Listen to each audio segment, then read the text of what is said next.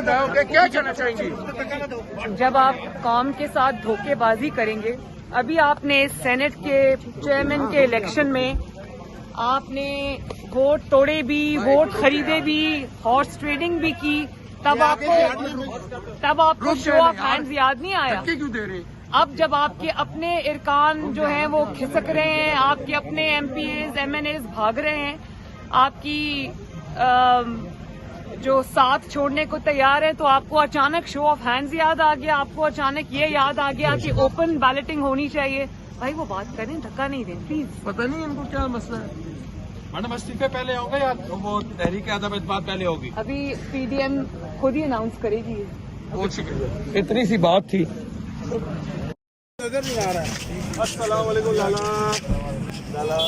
ٹھیک ہے، ویلکم۔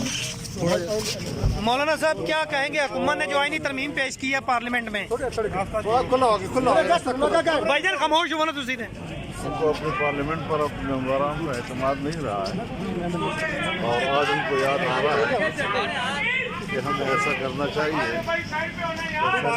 جب سینٹ چیئرمین کے لیے وہ سارے کچھ کر رہے تھے، ووٹ خرید رہے تھے، دھاندلی کر رہے تھے، ہاؤس ٹریڈنگ کر رہے تھے، وہاں تو ان کو یہ بات یاد نہیں آ رہی تھی، آج ان کو یاد آ رہی ہے۔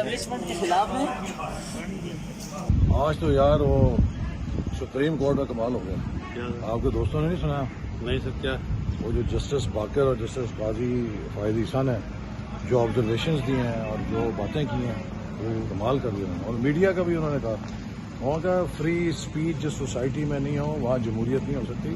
تو انشاءاللہ پی ڈی ایم مکمل اتفاق رائے سے اپنے فیصلوں کا اعلان کرے گی اور ایک فیصلہ کن اقدام کا اعلان بھی کرے گی۔ سر سنا ہے لانگ مارچ کی تاریخ کا اعلان کرنے جا رہے ہیں آپ، اور سینٹ الیکشن کنسنسس کے ساتھ ہونے کا بھی یا لڑنے کا بھی چانس ہے؟ انتظار فرمائیے۔